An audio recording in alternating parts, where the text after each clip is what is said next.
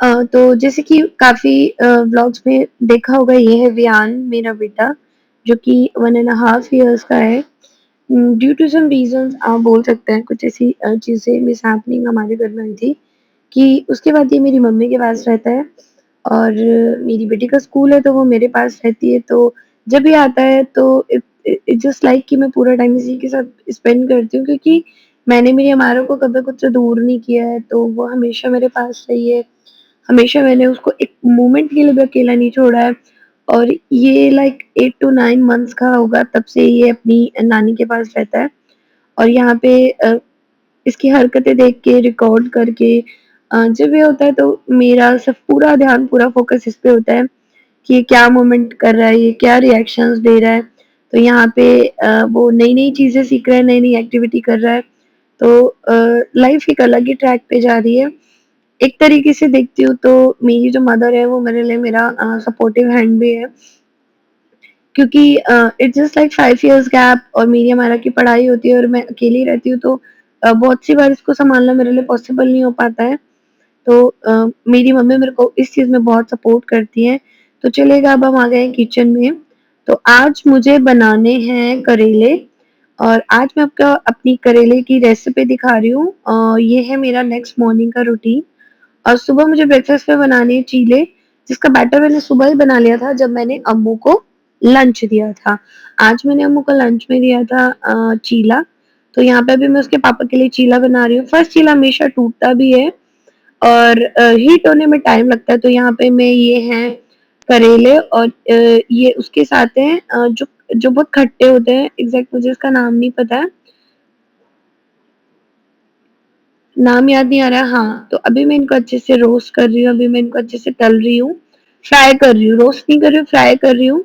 यहाँ पे ये फ्राई हो गए हैं और उसके बाद अब मैं यहाँ पे इनको बनाऊँगी, तो यहाँ पे मैंने डाली है इसमें मेथी और प्याज़, प्याज़ मैं यहाँ पे फ्राई कर रही हूँ। और मैं हमेशा जब भी बनाती हूँ करेले, मैं उसमें टमाटर भी डालती हूँ, तो यहाँ पे मैंने अच्छे से सारे बेसिक मसाले डाले हैं और उनको अच्छे से मिक्स कर लिया है और यहाँ पे मैं इनको अच्छे से फ्राई करूँगी। अगर आप कभी आप इस तरीके से करेले बनाएँगे ना, तो you will like it, definitely you will like it, क्योंकि मुझे इस तरीके से जब मैं करेले बनाती हूँ, बहुत अच्छे लगते हैं। और फिर मैंने इसके ऊपर डाला है नींबू। ये रेसिपी आप ट्राई करना, बहुत अच्छी है। तो इतने ये इधर ये मेरे जो करेले बन रहे हैं, तभी मुझे और भी काम होता है बेसिक सा, तब तक मैं वो काम कर लेती हूँ। अपनी किचन को डीप क्लीन कर देती हूँ, यहाँ पे अच्छे से अपने काउंटर टॉप को क्लीन कर देती हूँ। आटा मैंने लगा दिया, लेफ्ट ओवर बचा है, ये शाम को काम आ जाएगा, किसी को स्नैक्स खाने होंगे। उसके बाद तभी मुझे पता चलता है कि जैसे ही मैं ये सारा बेसिक काम करती हूँ कि आज हमारी जो मेड है वो नहीं आएगी।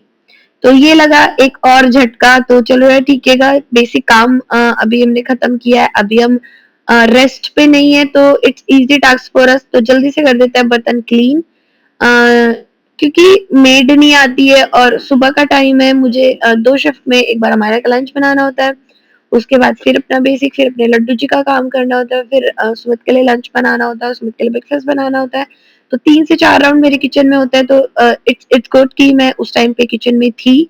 जब मुझे पता चला मेड नहीं आ रही है, तो मैंने जल्दी से बर्तन क्लीन किए और पूरा काम किया।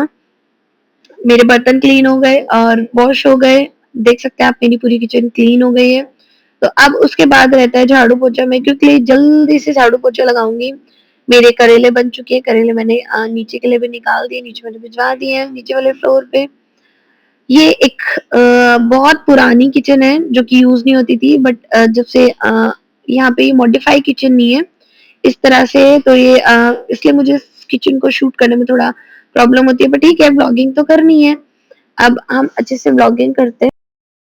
तो जैसे कि मैंने आपको ब्लॉग के शुरू में ही इन जनाब से इंट्रोड्यूस कराया था, ये है विहान नागर, जो कि बहुत फूडी है। विहान डिट्टो अपने पापा की कॉपी है, मेरे दोनों ही बच्चे अपने पापा की कॉपी है, बट हमारा की लाइक डिसलाइक मुझसे मैच करती है और ये डिट्टो अपने पापा पे ही इज फूडी। तो मैंने बनाई थी मैक्रोनी और अमारा ने उसको खाने में 100 नखरे दिखाए थे, बट ही लाइक इट। तो आप देख रहे हो, I just capture this moment कि आप बच्चों को रफली टफली जैसे वो खा रहा है उसको खाने दीजिए।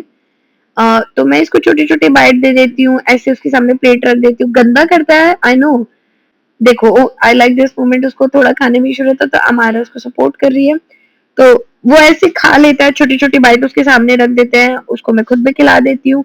बट उसने प्लेट खुद से उठाई, हमारा नहीं खा रही थी, तो उसने हमारा के साथ खाना शुरू कर दिया। उसको मीठा बहुत पसंद है, उसको हर चीज बहुत, वो बहुत मन से खाता है। जब बच्चा मन से खाता है तो आप उसको अलग अलग चीजें ट्राई कराते हो। अमायरा के साथ खाने की चीज को लेके बहुत मेहनत करनी पड़ती है। तो यहाँ विहान मैक्रोनी, उसको मैक्रोनी अच्छी लगती है, वो मैगी लवर नहीं है। स्पाइसी फूड भी खा लेता है, लिटिल बिट स्पाइसी उसको चल जाता है। हमारे स्पाइसी नहीं खाती है, हमारे के लिए खुद पे खाने के लिए बनता है तो वो अलग से ही बनता है, वो उसमें बिल्कुल भी मिर्च नहीं होती है। मतलब वो कुछ ऐसा है। और ये सारी चीजें हैं। तो अभी इवनिंग टाइम है, इनको स्नैक्स खिलाए, इनको अच्छे से प्रॉपर, क्योंकि हमारा स्कूल से आने के बाद बहुत रेयरली खाना खाते हैं, तो मैं उसको ट्यूशन जाने से पहले कभी कुछ स्नैक, उसका फेवरेट पराठा, रोटी, जो भी वो उसको अच्छा लगता है मैं उसको बना के खिला देती हूँ। यहाँ पे अब जनाब ने अपना मुंह गंदा कर लिया, पूरे वो गंदे हो चुके हैं, बेडशीट गंदी कर दी है, तो अब जो बेडशीट भी चेंज करनी पड़ेगी। और still he loves to eat, तो वो खाया जा रहा है, खाया जा रहा है, खाया जा रहा है। अब इसके बाद इसने हमारा के भी कपड़े गंदे कर दिए हैं, दोनों खेल रहे हैं, ठीक है, लेट्स एंजॉय दिस मोमेंट। तो देखिएगा, उसको टमाटर बहुत अच्छे लगता है, हिज टमाटो लवर। टमाटर, खीरा, बेसिक सैलड्स में जो आता है वो खा लेता है। और ये ऐसा नहीं है कि बहुत से बोलते हैं कि आपके बच्चे को नजर लग जाएगी, नहीं। जिस बच्चे को खाना होता है, जो फूडी होता है ना, वो खाता ही है। और जिस बच्चे के साथ आप बहुत ज्यादा मेहनत करोगे वो नहीं खाता है। और आप देख सकते हैं ये प्लेट बुक की मतलब स्पाइसेस से इसने पूरा सर भी गंदा कर लिया, इसने अपने पूरे कपड़े गंदे कर लिए।